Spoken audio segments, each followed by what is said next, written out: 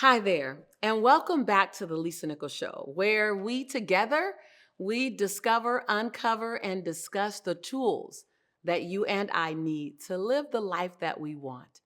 Today, I want to share with you things to examine for more energy and more peace. Now, this is going to be fun because it's probably not what you think it's going to be. So let's dive in.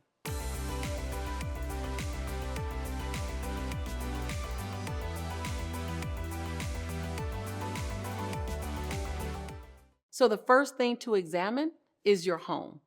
I love a cozy space. I love a cozy home. Before I really feel at home in a new place, it's important that the environment is just right. You spend a lot of time in your home. You spend a lot of time, it's your place of rest and respite and restoration and re energizing. It's your space of creativity. It's your space of release. Your home needs to support who you are and where you're going. So, question: what does your home look like? Now, I'm not talking about how many square feet is it and what neighborhood is it in and how much did it cost? Not at all.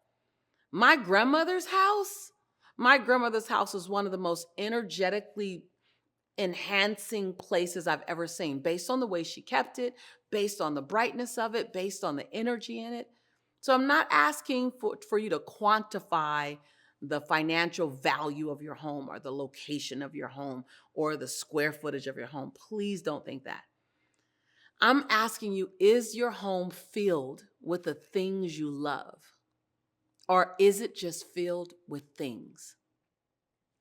Does your home bring you good energy? Or does it drain the energy that you have? Listen, I've had both. I've had both. And I didn't even know my home was draining me. Think about your decorations. How did you decorate? Are you living in a space that someone else decorated for you with decorations that you don't really care for? Now, if someone else decorated for you and you love their decorations, woohoo! How can you make your space fill your needs? Are there things in your home that you love? Are things in your home that you just tolerate? For example, did you just settle for a piece of furniture because it was cheaper and easier to get than what you really wanted? Or are you still sitting on a couch that you had back in college? For me, before I had Jelani, I would say everything, maybe with the exception of one thing, everything in my house was a hand me down. Why? Because hand me downs were free. And I was young and I needed to furnish my house.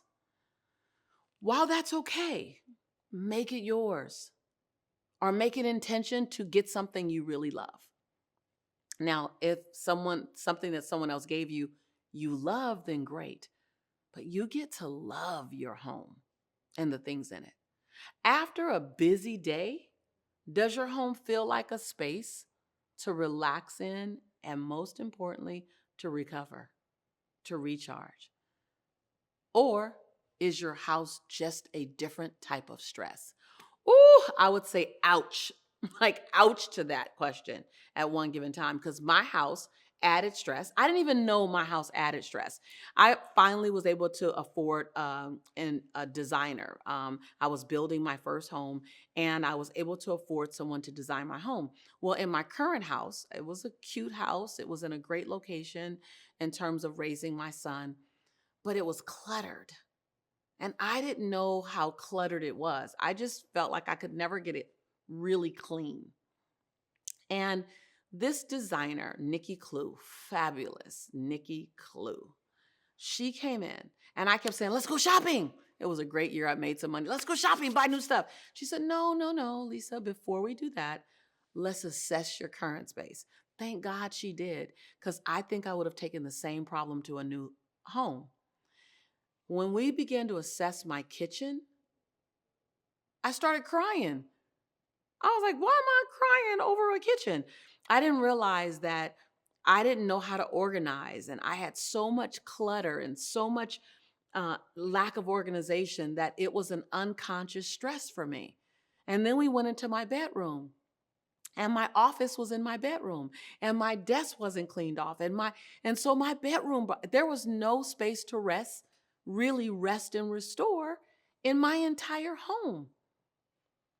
Man, I realized that a must have for me in a cozy home, no matter the size, no matter the cost, no matter the location, some of the must haves for me.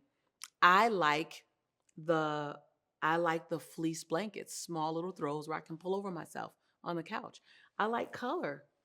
I like color. I like neutrals, and I like pops of color. I like, unbeknownst to me, I love organization. I didn't even know how much I loved it and how much I needed it. In a cozy home for me, I want my guests to come in and I want them to feel welcome. So I want pictures of family. I want pictures of friends. I want pictures of inspiration on my walls. I'm a big person for family and community. So immediately in my space, I go on Amazon, or I go to Walmart, or I go to Target, or I go to Pier 1, or I go somewhere and I buy a lot of frames. I don't even know what I'm putting in the frames. I buy a lot of frames. And then guess what I do? I go and find great pictures that I actually took in my phone. Fun moments, not just professional pictures, but fun moments. I find great pictures and I take those pictures and I blow them up, or I put them inside of a flip chart. Can you get me that right there? Mom, can you get that? My mom is sitting on set with me today. Can you give me both of those? I love to have pictures in my house. And I love, thank you, Mom. Come over here and smile and say hi. Come in the camera. Come in the camera and say hi. She's like, no, that's my Hello. beautiful mommy. And so I love to have pictures everywhere. Everywhere. I love to just have tons and tons of pictures. That's my grandma, my mom, and I. I love to have pictures everywhere. It's my dad and my brother and I. I love to have pictures everywhere. That's Margaret and I. I love to have pictures. They're really important to me. So decide, what do you want in your home to make it feel cozy? Now, your work environment is the next place that I'd like to invite you to examine. Whether you work from home, like I do, or whether you leave the house each day, the space you choose to work in can seriously impact your productivity and your mood. How does your desk make you feel? Whether you have a desk on your own or you share a desk with someone. And let's not call everything a desk, because not everyone has a desk, but you may have a workstation. What does your workstation look like? Is it straight? Is it orderly? Is it neat? Or is it cluttered? Is it so cluttered? On Mother's Day, my mom, she always has to have a desk. She's right here. She always has to have a desk. Every house, my mom has a desk. My mom loves, she's always kept her paperwork and everything. She has her recommendations and her references from the last, mom, is it like 40 years? Every single one. She has a binder with every single job and every single reference she's ever had, every single recommendation. I don't know how she's kept that. So she has a place for her life. So for Mother's Day, I heard her complaining about the desk she had. It's not comfortable. It's not aesthetically beautiful. It didn't make her happy. And so for Mother's Day, I know it's a weird gift, but I got her an executive desk. I know that sounds crazy, but I know how much time my mom spends at her desk. I wanted her to have space. I wanted her to have beauty. I wanted it to look like she had graduated. And so, what does your work chair feel like? Is it comfortable? Honestly, right now, I need a new work chair. Like, I'm in a new office. I built a studio in my home, and my work chair doesn't fit right now. And so I'm clear enough to know I need a new chair. So I ordered a new chair because it needs to feel physically supportive to where you are and where you are in life, right? And these days in life, I need to keep my legs kind of up, reclined a little more so my lower back is protected. What's on the walls around you, both in your home and in your office? Here's a big one. What scents are in your office? What do you smell? I know that I like the smell of lavender. I don't want rosy. I know exactly. I don't want rosy. I don't want cinnamon. I want lavender. I want clean. I want linen. I want white space smells. I want the smell to just ease in the room. I don't want it to snatch my thought. And I want to smell. Today, production day, I knew I would be in my closet a lot. I have a closet office where it's pretty magnificent. And so one of the first things I asked my team to do is, can you light the candle? Like, know what brings you joy. Know what reduces your stress. Know what increases your peace. What sounds do you want to hear? I'm a big sound girl, and I know my sound. When I'm creating, I want easy songs. I love listening to some India Irie or some Kem when I'm creating. Some reason their lyrics help my creation.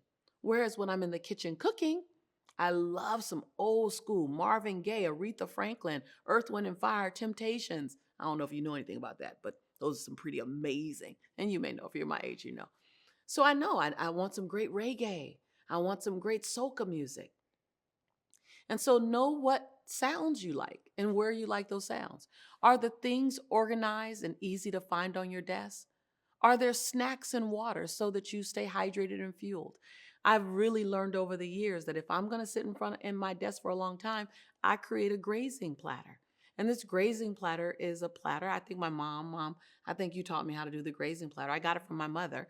And a grazing platter is a platter that's filled with things that I literally can graze on all day. It's not a eat everything now platter. It's really too much to eat in one setting, but I graze on it. On my grazing platter normally is some slices of protein, some cheese, some crackers, some fruit, maybe some slices of veggie, cucumbers and tomatoes, and all day long. It may stay covered, and I just go under it and I just graze and keep myself hydrated and fueled. Does it take energy from you in your room when you look at your workplace?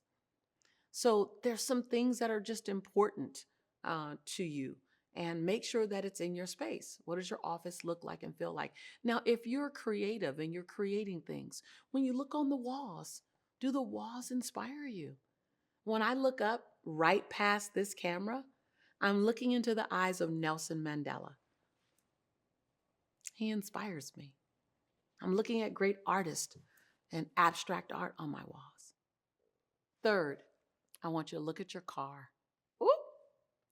Now, I almost feel like a hypocrite if I even thought to teach this lesson 20 years ago. My car always said rushed. It said I lived out of it. It definitely said I had a child. It said it never hardly ever saw a car wash. And it said clutter. It said overwhelm. My car said overwhelm. Like, just type in comments, raise your virtual hand and let me know. Does your car say overwhelm? Totally okay. No judgment. This is a judgment-free zone. But I really had to learn that I spent time in my car, and my car actually gives me energy. And it took me probably the last 11 years I've transformed my car environment relationship. Like, I just became committed to a car of clarity, a car of spaciousness. It didn't matter how much I was making. I didn't have to make more money and buy a better car. I'm not talking about having a $150,000 car or even a $50,000 car. I'm saying having a car that gives you energy, having a car that gives you space. When you get in it, how does it make you feel? How responsible are you with your car? Your car is an intricate part of your life if you drive. If you don't drive, disregard everything I'm saying. And if you don't drive and you catch Uber, make sure you grab an Uber that you like. Make sure you grab a transportation vehicle or the mode of transportation. Make sure you make that as comfortable for yourself as possible. Is it comfortable for you, or are you tolerating it? I tolerated my car situation for so long. And oh, by the way, I had decent cars. It wasn't about the type of car, it was about the way I kept the car. And oh, by the way, my dad had an old Monte Carlo. Mom, do you remember that Monte Carlo? My dad had an old Monte Carlos forever. I don't know the year of it. I just know it was clean. It was always clean. Like, you didn't think about the year because the car was so well kept. You got in it, I'm not throwing my paper down in this car. I'm not leaving my drink in this car, because the way I got in it, the way that I would get in my dad's car was clean. So you want your car and your automobile, if you have one, if you use them. If you're in New York, you don't. You travel in a different form. You want it to be something that you love.